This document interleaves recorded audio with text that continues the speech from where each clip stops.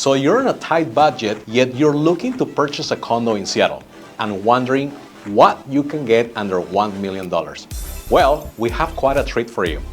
Join us as we explore 3 condos, each going for a different price, all staying relatively in the same range, and stay until the end because we will reveal today's hottest condo towers in Seattle. Without further ado, let's check it out.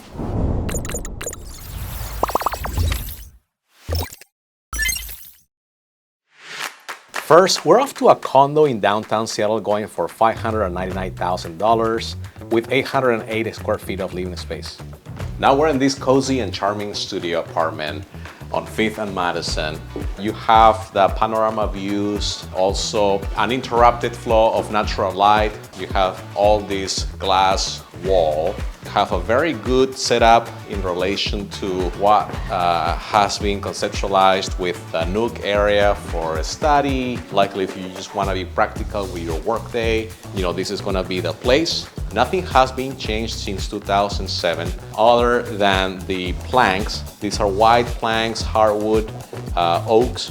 This used to be a closet for the main suite. They make this nook into a den for an office space. You have also a small seating area right there. And as you follow me, we will come across the main suite. This is a 20 by 14, very spacious, high ceilings, 12 feet tall. You have a mirror here against your wall and lots of light, and then your full bathroom. And this is a very roomy bathroom. You have a cabinet space, so your tub is gonna be your typical standard size. Nonetheless, the aesthetics in the bathroom is very enticing, along with what they've done, overall with the color selection. The drop pendant lights makes a very good fixture with the overall flow for the kitchen. I really like the space. It is a little off-putting that you got so many office spaces right here. Mm-hmm. It kind of reminds me of my apartment.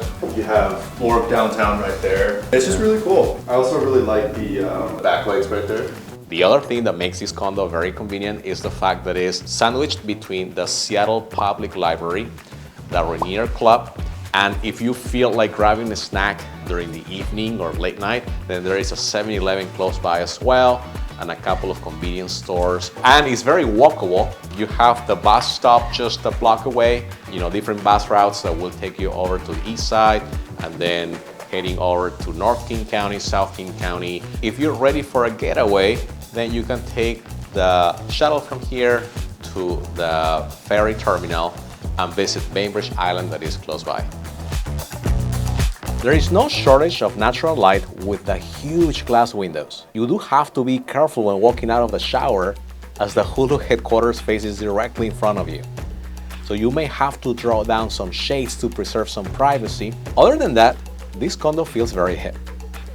But is this place reflective of what you would normally find in a Seattle condo? Let's zip over to Lower Queen Anne. Queen Anne mostly has townhouses, craftsmans, and tours, but there are also a great number of condominium complexes such as Wilson Court.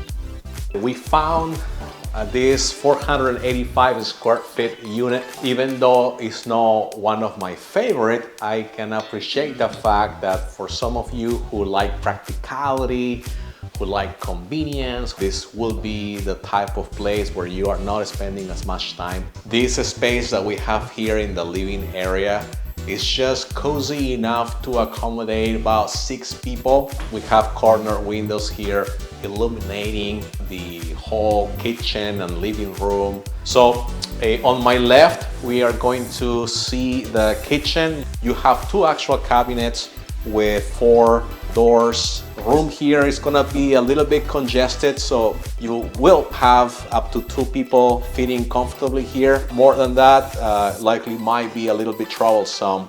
And I am the kind of person that definitely likes the space. Let's go ahead and head over to this side, which is the bedroom. So this will be good enough to accommodate that full-size bed. So this doesn't have enough illumination of its own.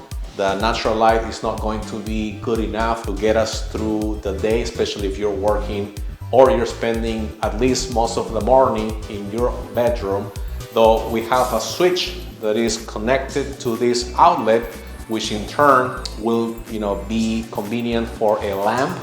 Other than this, we have these two other additional outlets that will be there set up in place for your nightstands. We have a balcony. It's pretty good enough to set up an outdoor table. Right across the bedroom, we have the water heater closet, and there is some room there. We have the full bathroom. Nothing really fancy. Is there room for improvement? For sure. And then we have this closet where you have your washer and dryer all built in the unit as well. And and this is mainly what we have as far as the condo is concerned. Barry, so this is something that you see yourself living in? I mean, would you compromise in a kitchen like this and also the living room space? I'll be honest, it is a little cramped. I mean, this is something that I would probably go for if I was in college. Someplace to eat, sleep, study a little bit, and that's it. Exactly, more of a commuter place, more of a place where you can just be there to sleep, and then once you start your day, you're basically out. It did feel a bit overpriced for the square footage you get, so there had to be a catch. We will now head to the rooftop deck of the building. We have a front row seat view of the Space Needle here. The floor, I don't know if you noticed, Barry, but the floor is a little bit wobbly. It seems like it's on a slant. It has been made that in purpose so that the rainwater can actually drain off.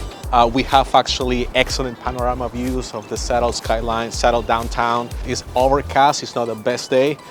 We have some of the drizzle right now. And during the evening time, nighttime, this will definitely be an impressive view. You're looking roughly about $2,500 on the mortgage payment, including the HOA dues. This might likely make it for some of you guys and having unobstructed views of the Space Needle. For our last condo tour, we are off to Belltown. This is the Mosler Lofts. As soon as we walk in, we are met with a cozy lobby with a huge hangout spot along with an overlooking leisure open area with a mini library on the second floor. The studio apartment we are about to tour is $739,000 and has 983 square feet of living space. Right as we get inside the condo, we are met with this wide space. This is mostly an area that can be used for storage. Also, it can be set up as a den, as a work office. A hallway is very wide, so you have roughly about 7 feet of space, which is about the length of my arms. 12 feet ceilings. I like the concrete, unfinished ceiling surface, making it feel more of that industrial. We also have a massive bathroom. This is just a one bathroom unit. So you're gonna have a standing shower on my left, a tub, and we have a granite countertop for your his and hers vanity. As we are walking through the condo, we have on my left a bed set up.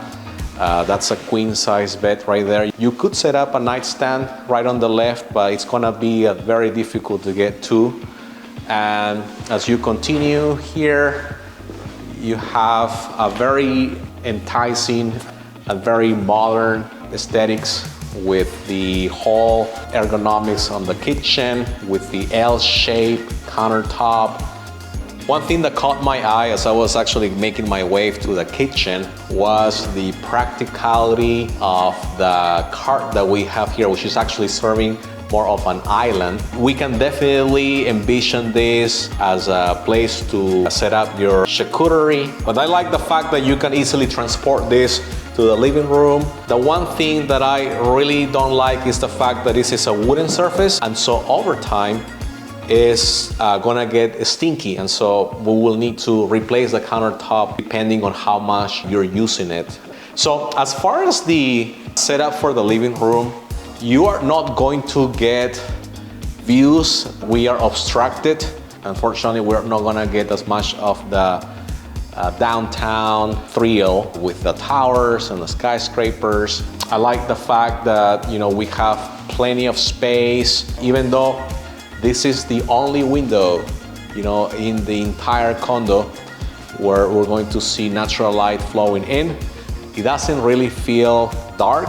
It just feels very well lit, and it's mainly because of the space that we have. The hardwoods are also very notable. This is oak, and they have actually preserved close to the natural stain to make a good contrast with the light and also the wall color. Do you notice that chandelier that is by the hallway, Barry? So we have this chandelier right here that is more of a novel shape. You know, I see that there are some incandescent lights going on there, some crystals here. Feels a little bit likely tiring to the eye because it's just warmer. I feel like this chandelier kind of adds to this whole industrial kind of feel, like 1800s. Yeah, you don't really find this type of chandelier design in your typical Home Depot or Lowe's shelves. These are going to be mostly found online or by special order. So definitely this makes a very good attribute to the entire aesthetics of the unit.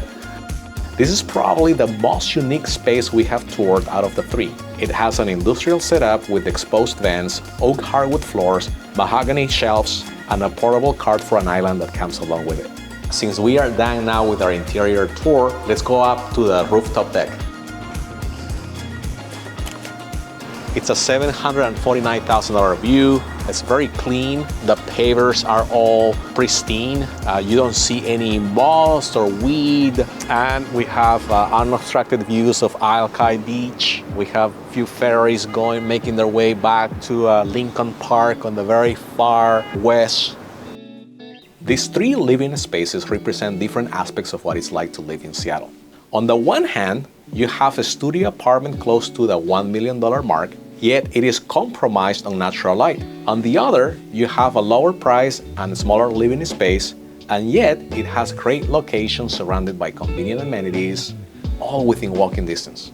It all comes down to your lifestyle and what your needs are in a home. If you wish to explore further apartment towers and not quite sure where to begin with, click that link below this video to have access to the hottest options. Of these three condos, which one was your favorite? Let us know in the comments below. Make sure to subscribe to the channel if you haven't done so already and would like to see more content like this. That's all for today, guys. I'll catch you in the next one.